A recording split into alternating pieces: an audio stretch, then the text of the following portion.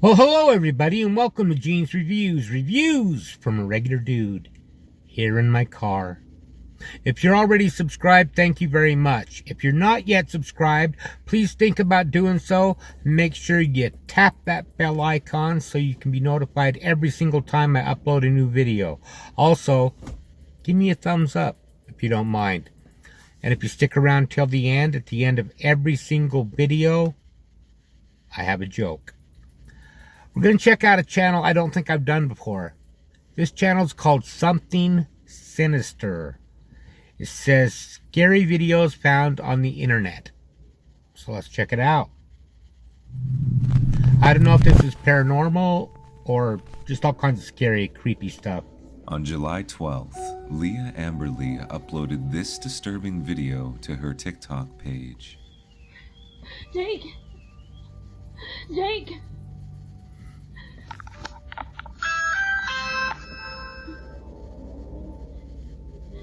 What's going on? Call the police. Call the police? Please. What happened? I was in the bath. I thought you were home. Someone brought her back to where these two guys walked in. I begged them not to hurt the kids. As you've just seen, wow. Leah is standing outside of a front door with nothing on but a bath towel. She holds her dog in one hand and anxiously presses the doorbell with the other. It isn't long before the person she is trying to contact, her husband Jake, answers the door through the Ring app on his phone. Leah shakes and panics, telling Jake that he must call the police. She says that two men entered the house and she begged them not to hurt their kids. See, that's scarier to me than ghosts. All is seemingly well. Leah recounts the details regarding that strange night. A couple weeks ago, I had just put my kids down for bed and I was upstairs in my house. I went into the upstairs bathroom, locked the door, and went to take a bath. As I was sitting in the bathtub, I heard a bunch of walking around upstairs, like really loud stomping. And I thought it was my husband because he walks very loudly as well, so it sounded like it was him. And I thought, that's weird. I had just checked his location and it said he was still at work, which was 30 minutes away. And so I was like, he got home really fast. I pulled out my phone and looked at his location again, and it said he was still at work. Didn't think much of it. I just thought his phone must not be working correctly. And keep in mind, the bathtub water is running, so it's really loud. As the bathtub is filling up, I hear banging on my bathroom door, and the door handle starts moving up and down really fast as if someone's trying to come in. And I heard talking. I couldn't hear what was being said because of the water, but again, I thought it was my husband because he messes around with me all the time. So I just go, what? What do you want?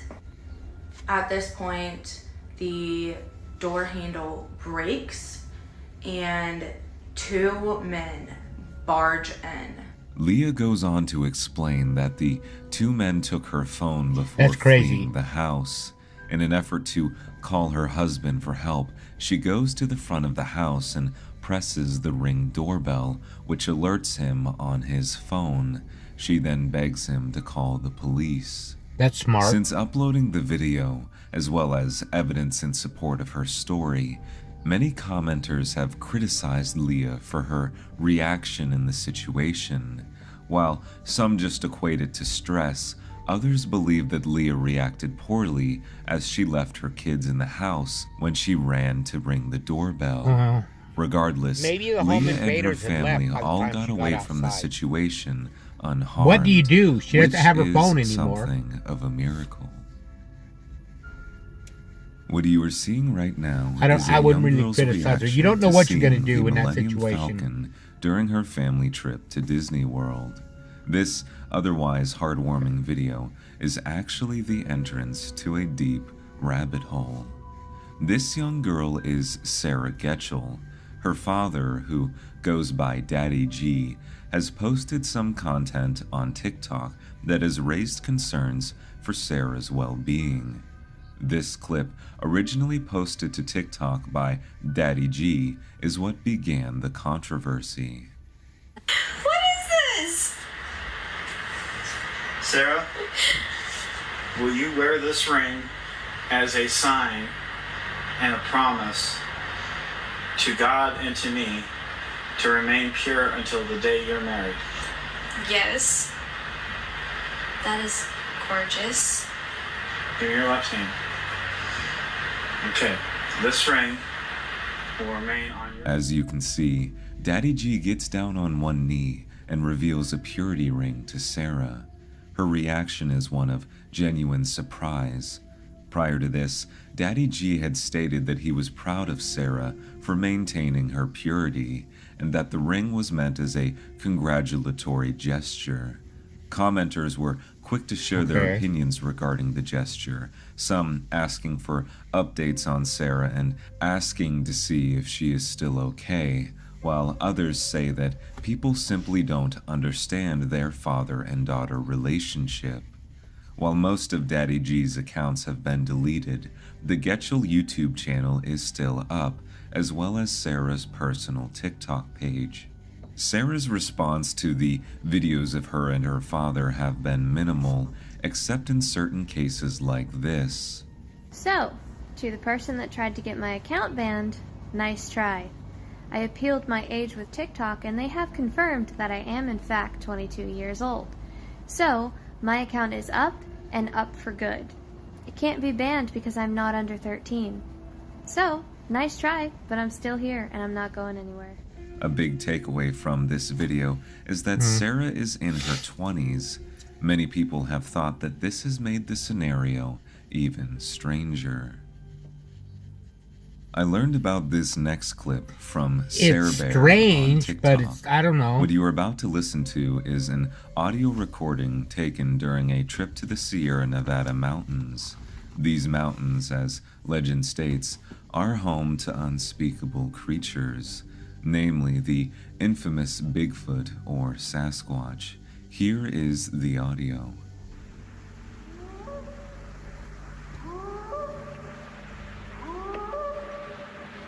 The hoots.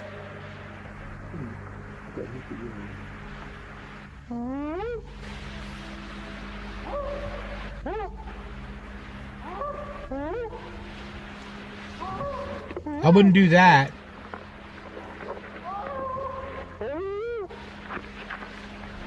You might think it's a mating call. I wouldn't do that.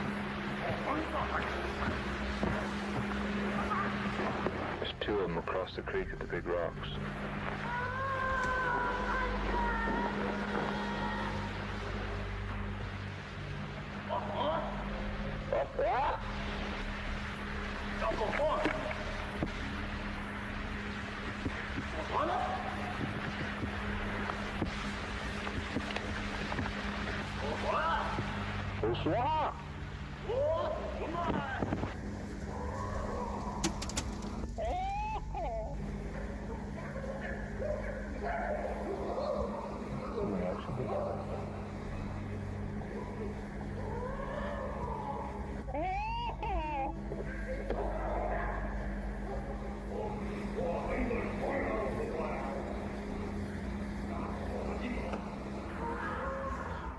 This audio would go on to be referred to as the Sierra Sounds. The men who recorded the audio, Al Berry and Ron Moorhead, mimicked the vocalizations Ron Moorhead's of the really well creatures known in the Bigfoot to try community. and match them in their vicinity. What sets this recording apart from other Bigfoot screams is the strange language that seems to emerge. When reflecting on the audio, Barry says this encounter went on for nearly an hour and a half, and another followed on the second night, and there were other encounters I can attest to later that season.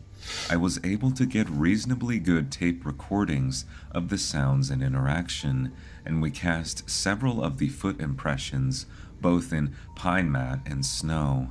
I looked high and low for evidence of the joke, including searching the others' belongings while they were away hunting. I wasn't a novice investigator of facts, but I came home stumped, basically with nothing to write about until the story unraveled by itself, or I helped in further research and investigation. Many Bigfoot researchers have concluded that the sounds heard in the audio are in fact genuine I think it's and real. not fabrication or a hoax. I think it's real. This video comes from TikTok user NeonCat28. Ah, no, that's really creepy. She is home alone at night, That Bigfoot and hears scary a to me. voice that claims to be her mother.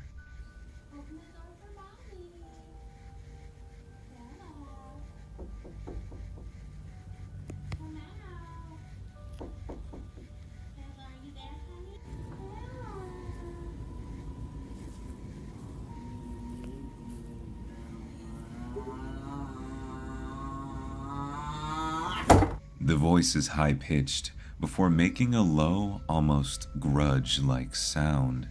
Many people in the comments believe that the voice on the other side of the door is not NeonCat's mother, but instead a skinwalker or a mimic. Both creatures are known to use the sound of a person's voice to draw in its prey. Once it is close enough, they are then able to attack. Luckily, NeonCat is still active on TikTok, seemingly having survived her encounter with this possible supernatural entity. I don't know, that's creepy, but this next video that could be features a faked man real easily, staring too. at a glowing pair of eyes outside his window before things take a terrifying turn. What is that? Look how far apart they are, What though. the fuck is that in the woods? Hello? Hello? I don't know about that. That head would have to be massive because those eyes are so far apart.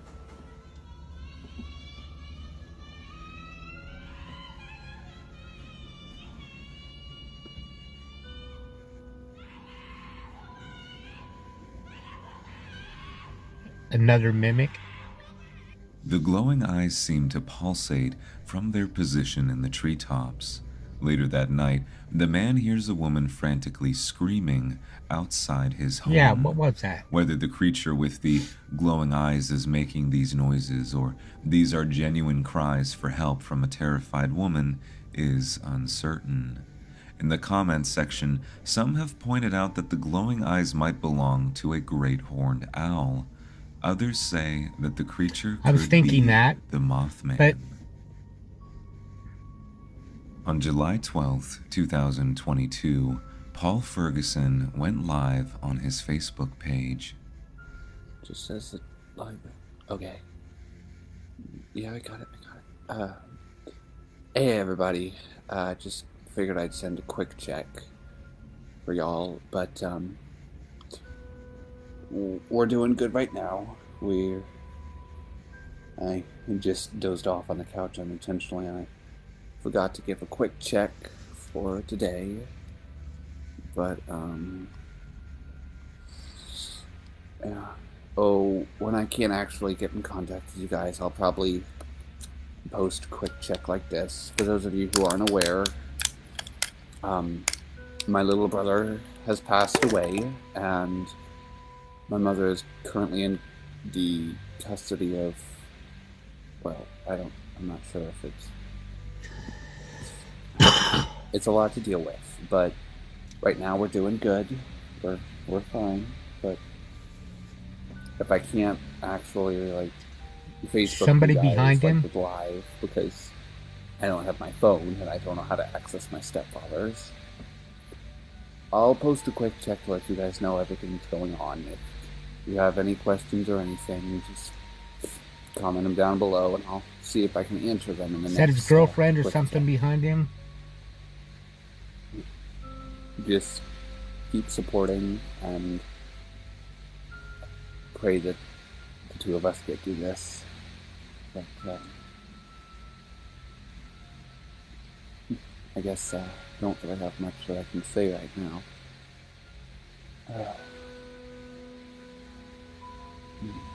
But in the comments, I'll leave a little something if you guys want to know what's going on. There we go. I haven't seen anything weird yet. It just looks like somebody's behind him. I gotta go and get back to bed. Because I see their legs and their feet moving. I'll probably post another quick check tomorrow.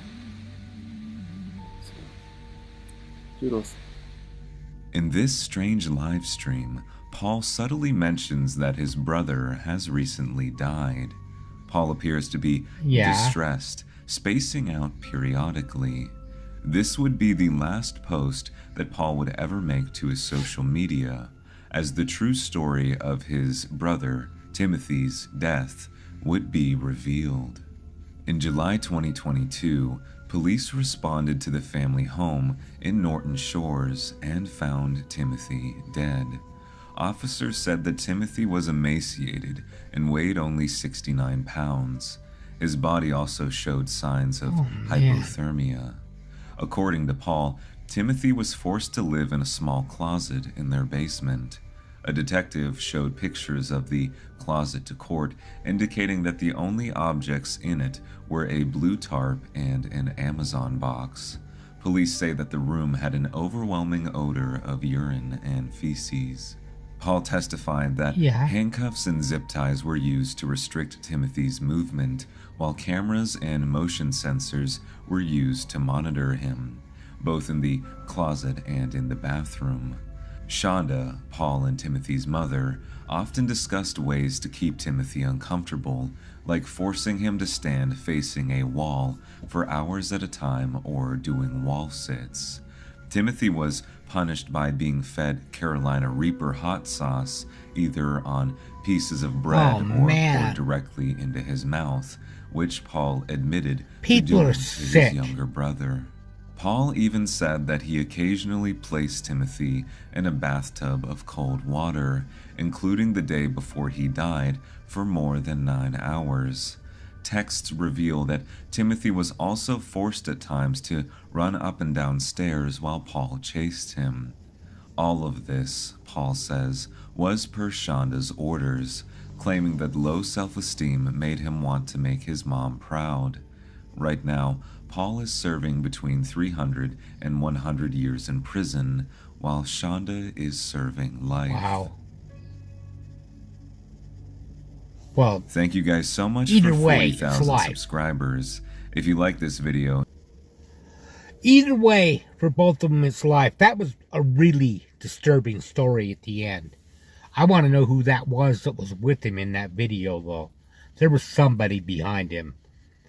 But that's, like I said, that kind of stuff is more scary to me than any ghosts or anything like that. Let me know what you thought of that video. I'm going to check out some more from this channel, something sinister. Now it's time for a joke. I bought my blind friend a cheese grater for his birthday. He said it's the most violent book he's ever read.